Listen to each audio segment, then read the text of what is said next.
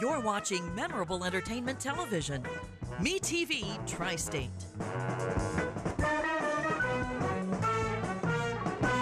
Broke the story on local homestead tax credit fiasco. Expose the Evansville Redevelopment Commission excessive spending habits. Your community watchdog. CityCountyObserver.com is your online community newspaper dedicated to the progress of Evansville and Vanderburgh County. We're a nonpartisan publication providing insight into political issues and events that shape our community. We are a watchdog for you, the citizen. Check us out online, city-countyobserver.com. That's city-countyobserver.com. Tri-State Voices, an open discussion with area leaders on issues affecting communities throughout the Tri-State. Now, here's your host, Mike Woods. Good morning. Welcome to Tri-State Voices. Every week, Tri-State Voices interviews one of our local leaders concerning issues that are important to our community. Today, we're honored to have Kathryn Martin with us today. Kathryn Martin is the Knight Township trustee. She was appointed to that job after the previous Knight Township trustee had to resign and was convicted of stealing. Then she was elected in her own right, winning a landslide of election by I think about 2 votes. Kathryn, you inherited, by everybody's definition, a terrible mess, and I think most people give you credit for really cleaning up a mess. The previous person was stealing, the township was bankrupt, you weren't even sure how you're going to get fire protection. Mm-hmm. Where do you start? When you walk in a mess like that, where do you even start? Really what I did is I called Mary Hart. She's done this for a long, long time, so I knew that I needed to surround myself with people who knew the way it was supposed to be. We started immediately trying to gather all the documentation of all the checks that were written that weren't supposed to be, and all the invoices of things that needed to be paid, and the vendors that are waiting on their money, and then slowly working from there. Now there was, of course, a investigation by the prosecutor's office. I guess the State Board of Accounts was involved. Mm-hmm. So you got all these different agencies coming looking at everything, while at the same time, though, you have to run your office. Right. And at that time, we really didn't know what we were running as far as, the budget. I ended up finding the budget stapled to a grocery store coupon. We really, when we walked in, we knew that we had to continue supporting those in our township by, burying their loved ones and things like that. But we really needed to find out how much money we had or didn't have. Yeah, as your predecessor had literally used the credit card for the township to buy tickets to concerts and everything else, right? Right. Tickets to concert, gas, cabs, through the drive-through at restaurants, you name it, it was used on those items. And you didn't know what bills had been paid, not paid, anything else? No. I recall the first checks that I had signed were when I walked in that morning after being sworn in, and the chief deputy brought me paychecks, and me assuming that everything was on the up and up and that everything was the way it was supposed to be, went ahead and signed them. Who am I to walk in and withhold people's paychecks? So, of course, hindsight's 20/20, and definitely learned from those experiences, but we're in a much better place now. Okay. I would like for you to maybe explain to people just exactly what the trustee's office does. We provide emergency assistance, whether it's burying a loved one when they don't have the funds to pay for it, life-sustaining medications such as insulin or blood pressure medicine. We also help and navigate and guide people to different agencies that may help them when we cannot, keeping people in their homes, keeping their utilities on. We do just about everything there is. Okay. Now, how big of a township is Knight? We're over 69,000 people in our township. It's 40% of Vanderburgh County's population.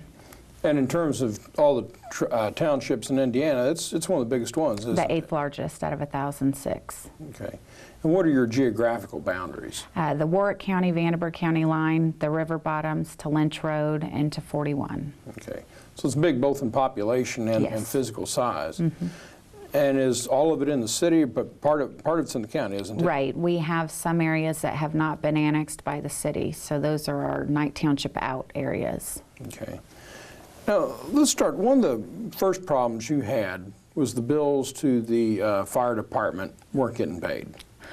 Right. We had some radio bills that needed to be paid, which we paid. We also, it was the contract with the fire department that the township could not afford to pay. And at that time, they had a volunteer fire department. Right. Okay. Yeah, our volunteer fire department was one of a kind, and you know, I did everything that I possibly could to keep them up and running, but there just was not any way that we can continue to finance them. And you were especially close to that fire department, weren't you? I was. I mean, I had a very close relationship with them, and it grew over the years, and I started going to the board meetings, you know, regarding the Knight Township Trustee's office and advocating for the fire department. And when I finally realized that there was really nothing that I could do to save them, I was devastated. And so then you signed a contract then with the city, where the city would provide fire department for the entire township. Is that right? Right, the Knight Township outside the city limits. Okay. Now before that, though, as I understand it, the fire department for the city provided fire protection for the part of your township in the city, and the part of the township outside the city was the volunteer. Right. But now it's all the city. Right. Okay. So it's kind of unusual, one of those weird things when you've got part of the county it's in the city and part now, part outside, but the whole thing's the city fire department. Right. It's interesting, isn't it? Yes. So there was, what, $120,000 that was owed to the fire department from the township.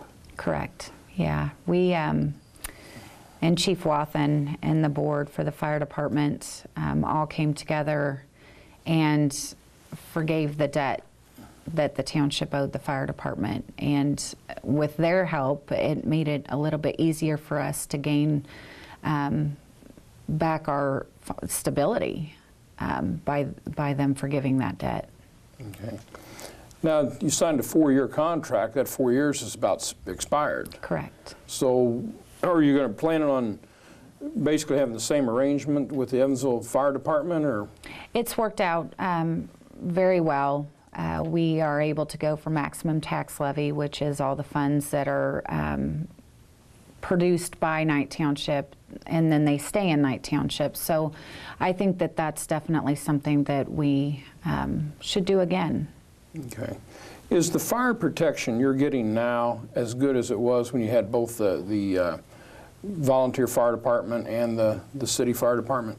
I believe so. I miss my fire department and love my guys, but I believe that Knight Township is in good hands. Okay. What happened to all the equipment from the volunteer fire department? That was all owned by the Knight Township Volunteer Fire Department, so the township doesn't have any rights over it or anything. I believe what they did is they sold it and paid off their bills. Okay, and now it's disbanded? Yes. Okay.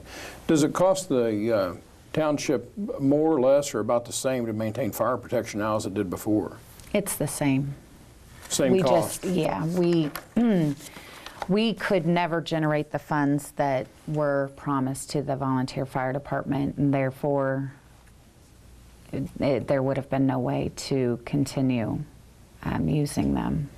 As I understand, your predecessor agreed to an increase to the fire department that was just silly, I guess, for lack of a better word. Right. It couldn't be done. Right.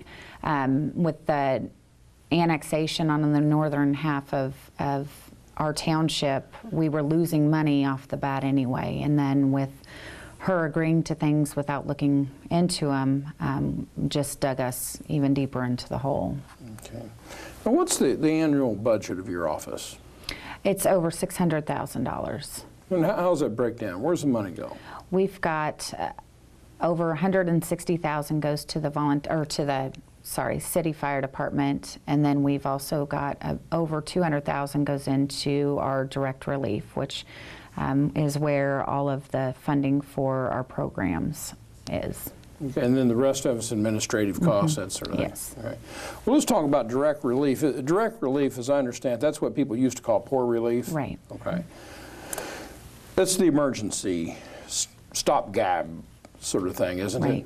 it? Mm-hmm. Okay. What we do is it's a case-by-case basis. You know, we have our guidelines, but we have the ability to look at the circumstances and to assess and evaluate what's going on in somebody's life that they are in our office needing help.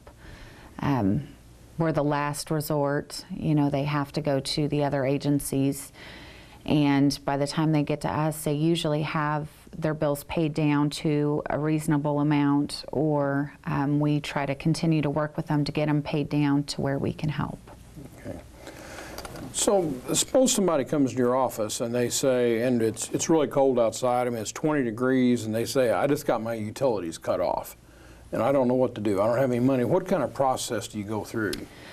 We have a list of items that they have to bring in, such as picture ID, social security cards, a lease showing that they reside in our township. They have to have applied for food stamps, child support, and we start the process by having them fill out the application and then kind of working with them, okay, well, how much is your bill, to get reconnected, and calling other agencies to get some more assistance to get that bill down to where we help them. And then sometimes you make sure people have medications. They're life-sustaining medications, yes. We have those who are pending health insurance, or those who just don't qualify for health insurance and they need their insulin or their heart medication. They come to us and we try to work with ECHO and get them on the program down there in order to keep them going and have their medication going forward. Okay. And sometimes you provide rent money for people? We pay a portion of their rent. For instance, one person, it's $170. We're very limited on our funding, so it is a case-by-case basis. Well, how do you decide if somebody comes in and they say they're being evicted? I mean, what kind of criteria do you have to decide whether or not they should receive assistance? If they've never worked, you know, they need to be out. If they're not on disability, they need to go do job referrals. If somebody comes in and they've just lost their job and they're, you know, a little bit shy of having their rent and they've already found another job, we're more apt to help them and call other agencies and things, versus somebody that's 4 months behind on rent and needs to find a place right now to move into because there's no stopping the eviction. We cannot pay $2,000 on somebody's rent. We have a very large township that we have to make the money go as far as we can.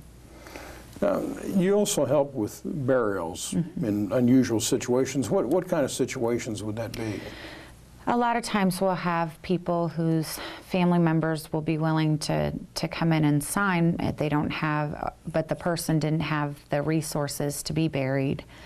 We've had several instances where their loved ones have come in, signed the paper, and will tell us, no, we're not going to go to the services, and that's when I'll go. I don't ever believe that somebody should ever end their time here without somebody recognizing that they existed. And so I'll go stand with the people at the funeral home and kind of just hang out until it's done. You know, a lot of times nobody will show up. I guess the problem is the funeral homes, obviously they want to be paid, just like any other business, they want to be paid, and so they call, somebody calls the funeral home about a sudden death, and they say, do you have some money up front? And they don't have any, and they call and call and call, and so finally it's up to you guys to make sure that a body is taken care of. Right.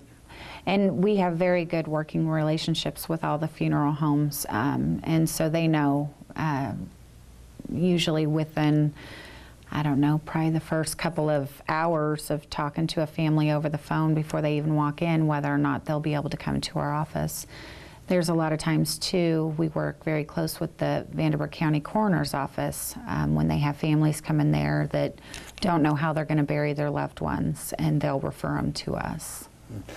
Now, once a person is buried, can they go to you to help pay the bill? No, we cannot. After the services are complete, we cannot, we can't help. So it's very important for people to come to us prior to making any of their arrangements. It almost seems like with regard to the burials, the trustee's office, it's almost, for lack of a better word, a sanitation type of issue. Oh, don't say that. Well, I mean, as well as just the dignity, but I mean, Right. You have to do something with the body. I mean, Right. Yeah, the dignity thing kind of sticks with me versus Yeah. the sanitation thing. No, but I mean, it know. is. It simply is. We just want to make sure that the families and the family members are taken care of. You know, I've been there. I've been in a position to where I've had to worry about how to bury my loved one. Not for me, it wasn't because I didn't have the money, it was because I didn't know the process.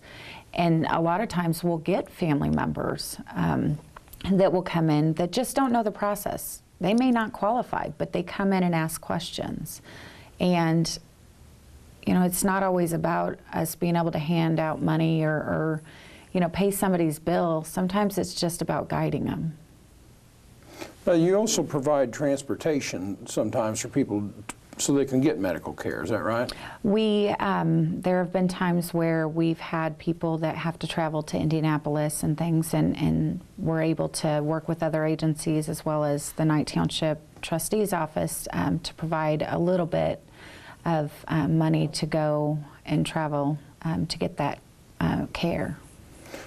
It sounds like the goal of your office is more like, say, a short-term kind of a thing, is Right. to somebody is confronted with some kind of a sudden emergency. I mean, they're suddenly ill, their house is burned down, it's flooded, and they have nothing. But the goal is to either get them back to work or get them signed up for Medicaid or something like that, but not to be drawn off the township trustee. Right. You're kind of an emergency If we're fund. doing our job right, and I tend to think I have the best case managers there ever were, we work really hard at seeing people through whatever the problem is right then. We work really, really hard to make sure that they don't just come in, that we walk with them and guide them to the next step of the process. If it's moving, then here's a list of agencies and places that, you know, have Section 8 housing. If you are sick and you can't get your health insurance, let's sit down and we'll go through the application process with you. I mean, that part of it isn't really the job, it's just being human and kind. And knowing that if you were in that position, wouldn't you want somebody to walk that road with you? So a lot of times it's making the phone calls. These people don't even know who to call. Right. Sometimes they just need somebody to guide or listen to them and kind of get that in order of where they need to go next. Yeah, in our office we get calls like that. It's kind of the same thing. People just don't even know where to start. They just don't know where to start. And the Civic Center is really intimidating to people. I mean, you got the security guards and it's a big building and they go down there and they kind of freak out. They don't know where to go or anything. Right. That's probably one of the best things about our job is that we have the opportunity to sit down with people and really find out what's going on in their lives and how we can help them. A lot of times we have people that come in that just lost their job and they're worried about losing their home. Well, they don't even have a disconnect notice yet, so we can't necessarily help them right then, but we can give them all of the agency listings and you know, the staffing resources to help them find a job. We keep up to date on everybody that's hiring and make sure that we pass out that information to people. There was some talk about having drug testing for people that can get any kind of aid. It sounds like so much of your office is instant problems. Like somebody's out of insulin, they need insulin right now. Right. are, like I say, their utilities are being shut off, and it's 20 degrees, and they've got small children in the house, that sort of thing. Would, if there was a state law that requires you guys to do drug testing, would that affect you very much, or not much at all, or? I mean, we are very, very thorough in our paperwork. I'm not opposed to it. I just don't, when somebody's wasting money because of the information we require.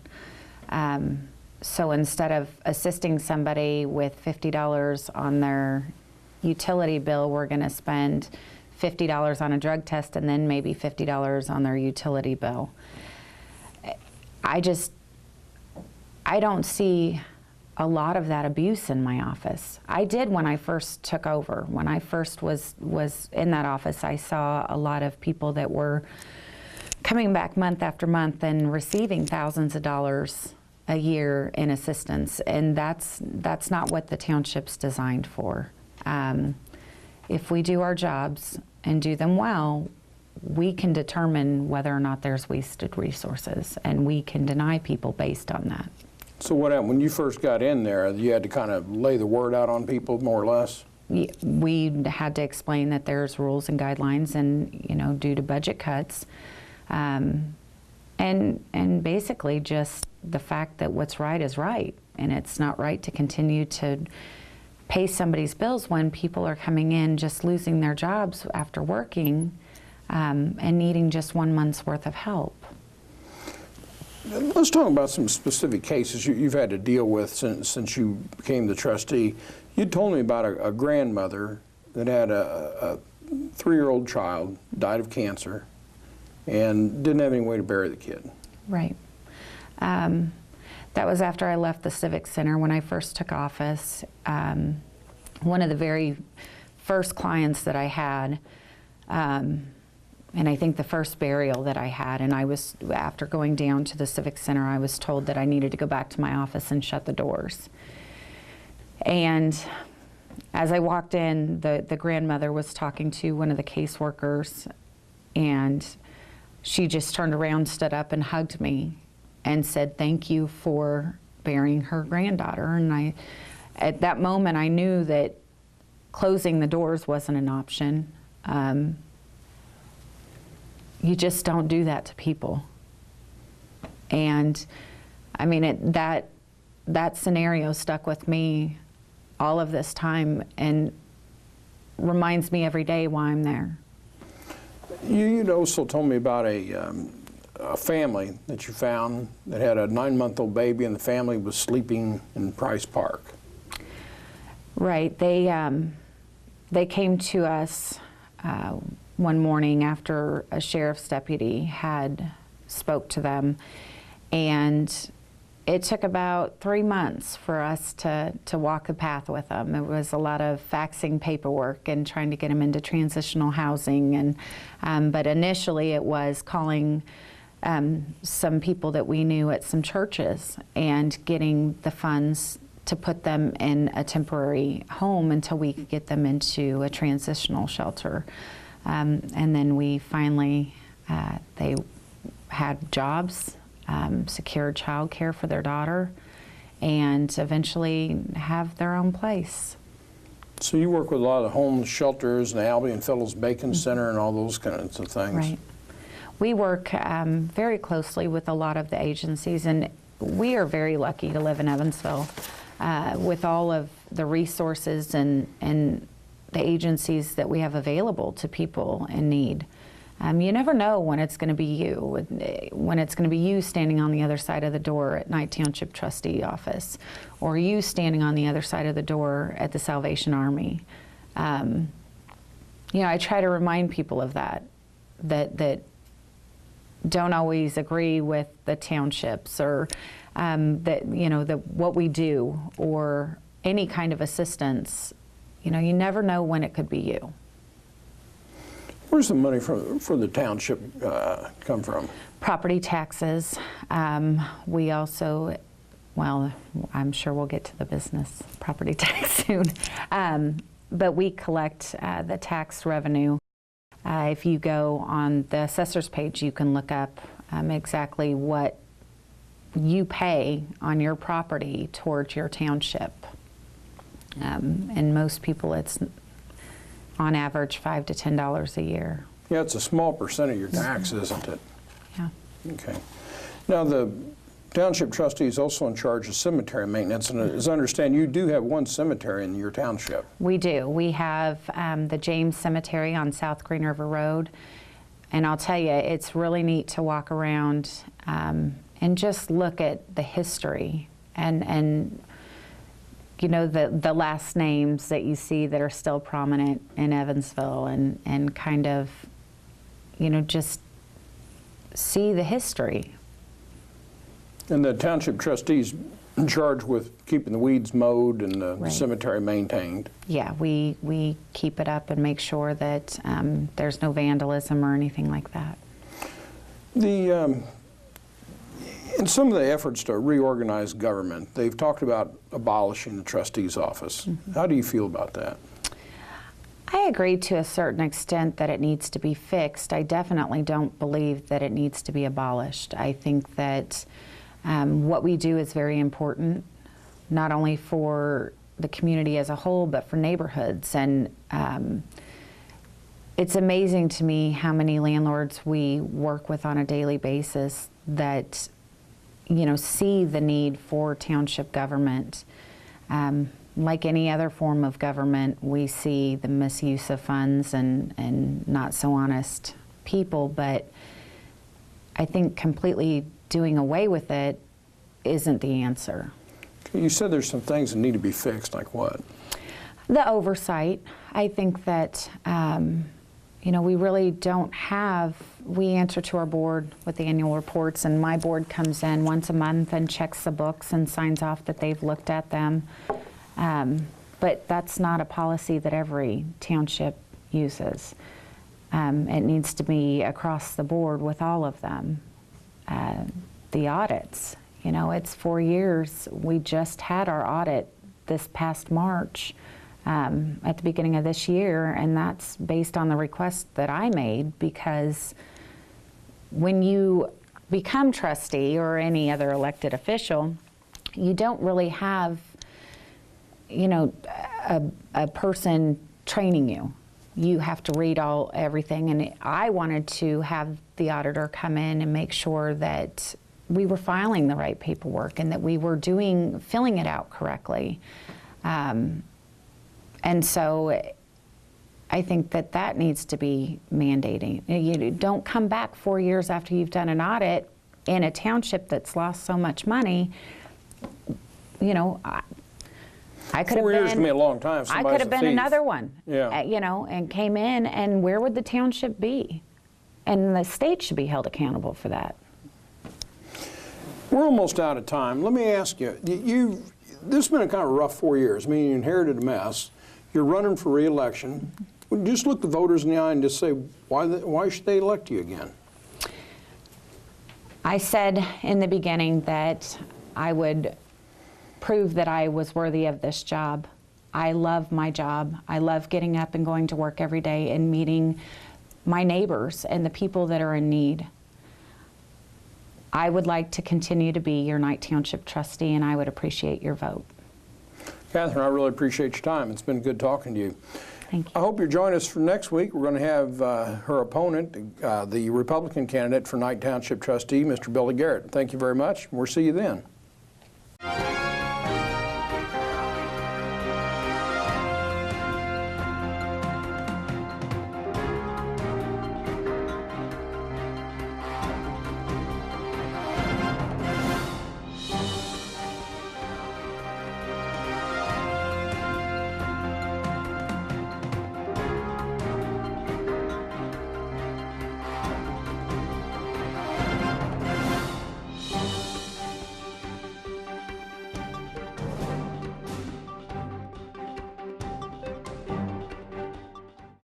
This year in the Tri-State, 1 out of 8 people will be in an accident. Would you know what to do? Call Woods & Woods. They'll get you help. When you call Woods & Woods, you are not a statistic. You are our client, and we will fight to get the money you deserve. And that's what Mike did. He really fought hard for me. They just really cared. If you've been injured, call 1-800-544-2108. Let Woods and Woods work for you. You don't owe us a dime unless we win your case. You're watching memorable entertainment television. Me TV Tri-State.